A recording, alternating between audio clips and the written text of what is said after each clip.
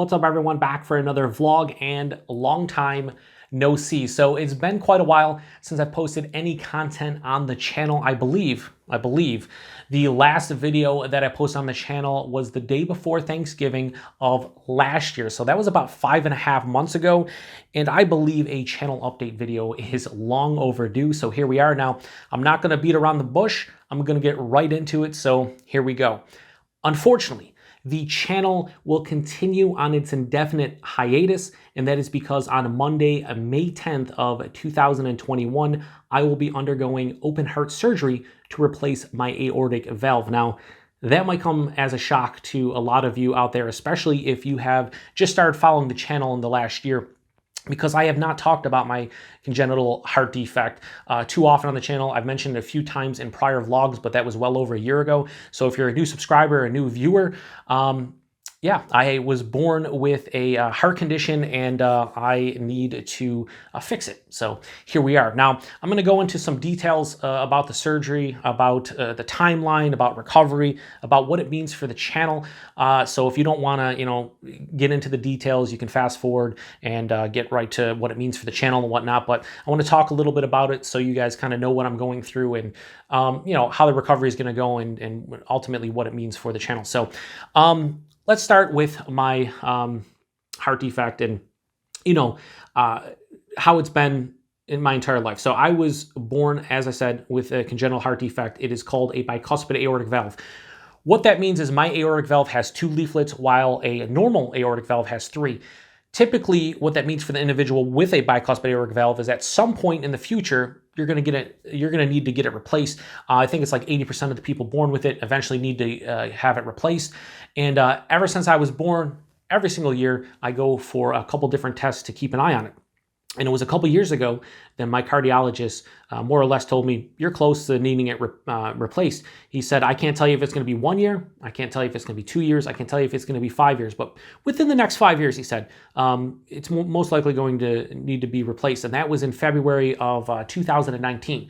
So fast forward to earlier this year in January, mid-January, I started experiencing some symptoms related to, my valve that he talked about. So I gave him a call and I said, here's what's going on. He said, all right, let's set you up for some testing. He did. Those came back somewhat inconclusive. So I went for more invasive testing and those came back super conclusive. And it basically said that it's time. It's time for me to get my aortic valve replaced. So he scheduled a meeting with a surgeon. That was in mid-February. I met with the surgeon. And after talking with the surgeon and the cardiologist, they really wanted me, and I wanted to myself, they really wanted me to get the COVID-19 vaccination to protect myself from COVID when I'm recovering, because obviously getting COVID and with your immune system compromised and then, the major surgery and everything done to your body, if you were to get it, it would not be good. And that's the one key thing when you are recovering from open heart surgery is infections, just aside from COVID and also the flu and pneumonia and stuff that can really play a huge role in your recovery. If you were to get something like that, it is a complication and it's not good. So I was able to get my COVID vaccination on March 2nd and then the second one on March 23rd, and I was fully vaccinated by April 5th. So that really eased me a little bit, and like the mental burden of like worrying about that in addition to my heart surgery, it lessened it a lot. And I was really grateful I was able to do that. I met with the surgeon again in mid-April, went over everything, and he set the date of Monday, May 10th, 2021. So as I'm recording this, that's a couple days away. And yeah, I am scared, nervous, but also excited. Obviously it's a major surgery. Things can go wrong. There's complications. So in the back of your mind, you're thinking, what if that happens to me? And it could. But I'm also excited because without the surgery, I don't have a very long lifespan, probably another 6 months to a year. So it is a necessity. And it's one of those things where, I'm scared, like I said, but at the same time, I know it's necessary. So I just can't wait to get through with it. I just want to get it done and get on the road to recovery. So yeah, so that's what's going on with me. Now, as far as how, the surgery relates to the channel, again, I'm going to be 100% honest with you. As much as I love the beer tubing community and I love reviewing beer on YouTube, and I've met so many cool people, and I am super thankful for everybody out there who supports the channel. This is a hobby of mine and the health comes first. So it's not a priority. This channel is not a priority. Nothing is really a priority right now other than getting the surgery and moving on and getting healthy and moving on with my life. So this is not a priority as much as I appreciate it all. I hope you can understand that, you know, even though I'm making this video and I feel it's necessary to make this video, this channel will be here for me when I am able to return. And it's something that I want to continue. But we'll see how everything else goes. So I just want to let you guys know about that because, you know, I know everybody out there who is watching this has found the channel because of beer.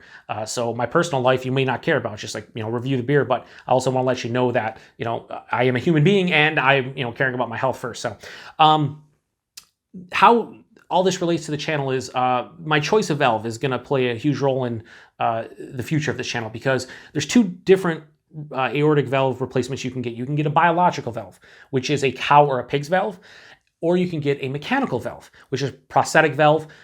They both have pros and cons. The pros to the biological valve is that it's very similar to the human valve. So there's no need to take medication for the rest of your life. It usually works quite well. The downfall is that for somebody that is relatively young, and I'm 40, you know, I'm like midlife, but for somebody under 60, when you get a biological valve, it wears out a lot quicker than somebody who would get it that is above 60. And typically they last about 15 to 20 years. I believe my surgeon said the average lifespan of a biological valve is 17 years. But most of that data is comprised of people above 60. So people under 60, they typically recommend a mechanical valve because of its durability. So a biological valve, my surgeon basically said, if I put in a biological valve in you, and again, it's my choice. Nobody's forcing me to do one. He said, if I put in a biological valve, he goes, there's a very real possibility in the next 5 to 10 years, you're undergoing open heart surgery again. That's just the reality. And he said, you don't want to undergo open heart surgery every 5 to 10 years. You just don't want to do that. It's not something the body wants. It's not something that you should do. And, you know, every single time you have open heart surgery, you know, you're basically playing with fire. You could have complications, you could die, the whole nine. Now, modern medicine is crazy, and maybe in 5, 10, 15 years, they would have more of a minimally invasive surgery or something like that. They do have some of that now, but the data is kind of, you know, there's not enough out there. People have not had it done enough. So there's not enough data out there. So most people are recommended under 60 to get mechanical valve. That is what I'm going with because a mechanical valve typically lasts 20 or 30 years at the very minimum. But more often than not in people, it lasts 50 plus years, so the rest of my life. And if I can pick one of the two, I'm going to go with the mechanical valve because it's going to lessen the likelihood of me ever needing to go undergo open heart surgery to replace my valve specifically. So I'm going with mechanical valve. The downside to that, you have to be on blood thinners the rest of your life, and they're pretty heavy-duty, kick-ass blood thinners. There's a lot of things that affect it. Vitamin K, of all things, affect it. So there's certain foods you not necessarily can eat, but you have to eat a consistent amount because with a mechanical valve and being on that blood thinner, you want to keep the blood thinner within the acceptable range for you. And if it's too high, you're at risk of bleeding easily. So like, let's say you bump your elbow and you bruise.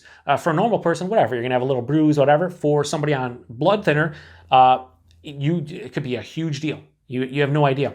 If the level is not enough and it's too low, you are at risk for blood clots, which is obviously horrible. So, and that's what you're trying to avoid, especially with mechanical valve. So going with the mechanical valve, you got to take the blood thinners. As long as you pay attention and do what you're supposed to, should be no issue. The one thing that does affect it to some degree, shout out to the car going by. Oh, it wouldn't be a beer PaTroll video without a car going by super loud. But the one thing that does affect it to a slight degree is alcohol. However, talking to the surgeon, talking to my cardiologist, doing the research, basically I can drink in moderation, which means a couple drinks whenever I do drink. But the days of getting drunk, going to beer fests and bottle shares and just getting shit-faced, probably over for me. It's probably done.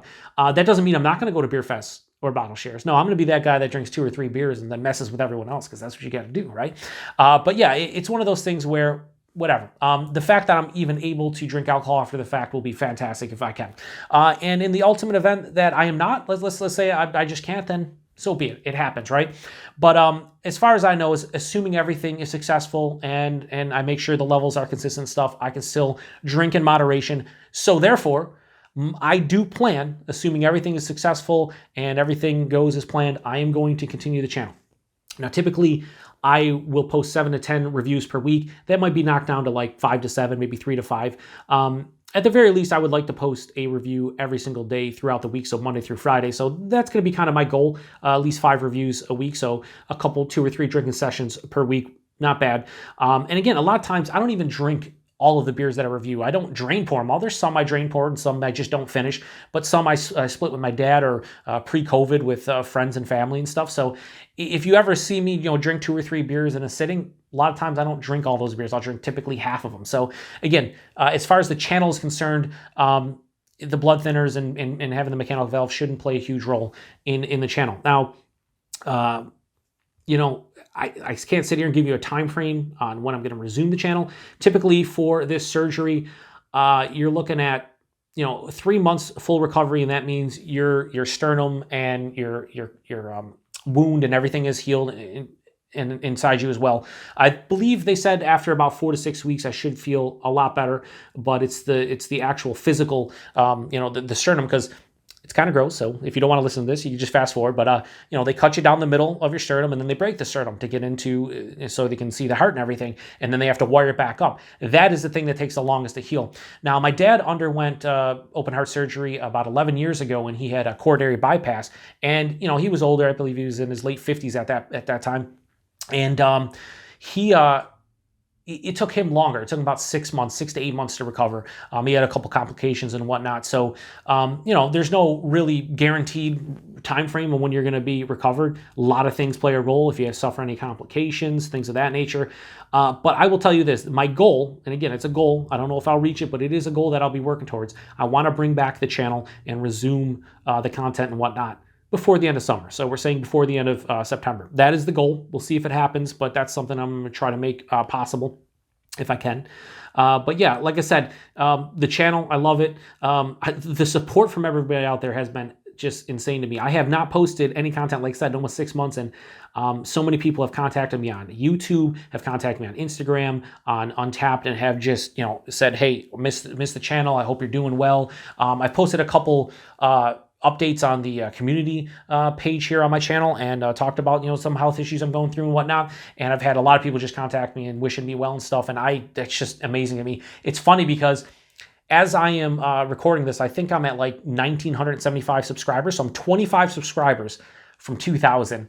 And that's insane to me. I've gained hundreds of subscribers over the last 6 months without any posting any content, so people are watching the prior reviews and whatnot. And I'm overwhelmed by the support. It's freaking insane to me. I just can't fathom that this channel would have 2,000 subs. So, like I said, I've loved the community. Everybody's been really fucking cool to me, and I want to continue it on if I can. And that's my goal. I want to continue the channel, and we'll see if that happens. Now, as far as updates after the surgery, what I'm going to do, I'm going to utilize that community page again. I believe if you're on mobile, so that is phone or tablet, anything I post in the community, on the community page, you will see, I believe, in your subscriptions.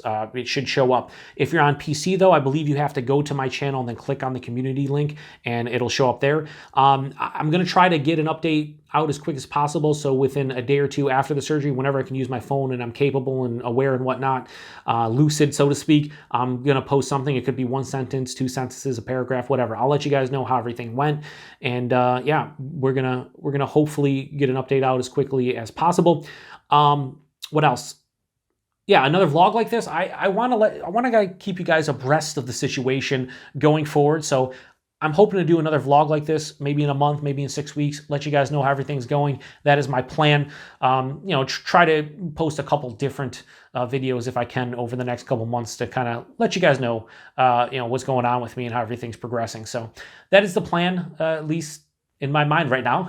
We'll see if that changes. Things could change. But yeah, I wanted to get this out there before I go in for surgery so everybody's aware. I mean, I've told some very close friends in the beer tubing community. I've told some other online friends and whatnot about what's going on, so a lot of them are already aware.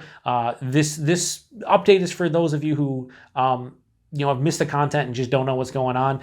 There's obviously a good reason now that I haven't been posting any content, and yeah, hopefully I'm going to be fixed here shortly and on the road to recovery. what else I want to talk about? Oh, I want a couple quick nuggets of information over the past week or so that has come to my attention. First and foremost, huge congratulations and shout out to the guys over at Hop Butcher, Jeremiah, the crew. They just acquired Half Acres old facility in Chicago, so they're going to have their own brewery finally. I believe that is they're aiming for later this year, October, November, to open that up. So Jeremiah and Hop Butcher have been nothing but gracious to me and a lot of beer tubers, sending the beer out for reviewing purposes. They're one of the few breweries that actually enjoy and encourage beer tubing, and that's awesome to see. You see a lot of people supporting Instagram, quick Instagram posts and stories and stuff like that, but to watch the long format, the 5, 10, 15-minute reviews and really encourage that is awesome to see. So Hop Butcher's fantastic. They've been sending me beer for about a year now, and Jeremiah said, as soon as I'm healthy, he'll be sending me some beer, and that first Hop Butcher beer, that first beer in general, but the Hop Butcher beer especially after open heart surgery and being able to drink again, that's going to just hit differently. I just know it is. It's going to hit so differently, but in the best way possible. So shout out to those guys. Awesome to see. Huge congratulations. I also want to give a quick shout out to a good friend of mine and a huge beer tubing supporter, Dan, aka Violent by Design. Now, a lot of beer tubers out there, Dan, he posts on your videos probably for the last couple years. He finally has jumped into the beer tubing scene with his buddy Mike. The name of their channel is FLX Beer Reviews. FLX is abbreviation for Finger Lakes. They're in the Finger Lakes region, Canandaigua, I believe, in that kind of location. And they have a great chemistry. They do basically duo reviews, and it's great. I mean, I just enjoy them. I think they have 5 or 6 up already, and just a great chemistry between them. They've done mostly, local stuff. I don't know if they plan on venturing out to, more of the national stuff at some point, but great guys. I'd say their first 5 or 6 beer reviews probably are better than my first 200 beer reviews. They have they're naturals at it. A really good, really good overall vibe to the channel, and I support them as much as I can. I try to watch I've watched all their videos to date, and it's just awesome to see someone who comments in the beer tubing scene jump into the fray. I was the same way. I started watching BeerTube in, I think it was late 2009, early 2010, and I didn't jump into the fray until 2018. I just comment, hang out with a lot of beer tubers, and did a lot of other crazy shit, go to beer fest and this and that. But it's awesome to see them in the beer tubing scene. So I will post a link in the description box to their channel. Highly recommend going over there and checking it out, giving them a subscriber, as they like to say instead of sub. Well, Dan likes to say sub.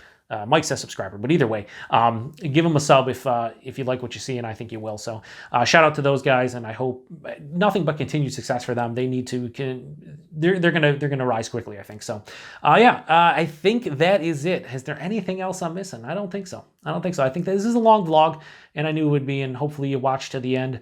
So like I said, undergoing open heart surgery on Monday, May 10th of 2021, and the plan is to return the channel at some point. So this isn't a goodbye. This is a goodbye for now type of thing. And I'll try to keep you guys updated, like I said, community page, and then after that, maybe another vlog once I start feeling up to making a video, because I know the first 2 or 3 weeks after open heart, you probably won't feel like doing much of anything like this. So I'm going to try to keep it, as simple, try to, do whatever I'm supposed to do, walking, this and that. But stuff like this, who knows? Maybe it'll be something good 2 or 3 weeks after to do, and like get me out of my normal, routine of just, feeling sorry for myself wherever I'm going to be at that point. So we'll see. Anyway, that does it for another vlog. The next time I see you guys, I'm gonna have a huge scar down my chest. I'm not gonna show that to you, but I'm gonna have one, and hopefully I'm gonna be feeling a lot better, because right now I don't feel great, and I'll just be honest with you. So in a couple days, I am going to get the surgery and hopefully be on the road to recovery. So like I said, this is not a goodbye. It's a goodbye for now. And I appreciate everybody stopping by for another beer review here on the Beer Patrol. And by beer review, I mean vlog. And that's how you fuck this up, by saying stuff like that. But give me a break. It's been almost 6 months since I made a review, so I don't know what I'm talking about. Anyway, appreciate everybody stopping by. To the next one. Cheers.